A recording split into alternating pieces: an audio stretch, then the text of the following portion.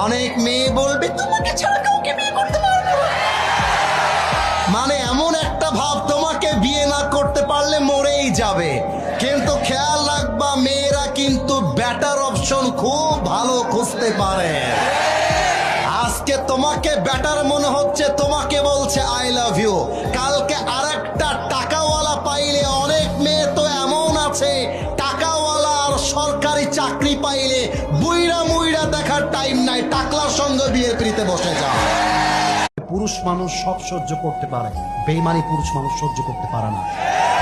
আর পুরুষের মন নিয়ে খেলে আজ অব্দি কোনো মেয়ে তার জীবনে সুখী হতে পারে না।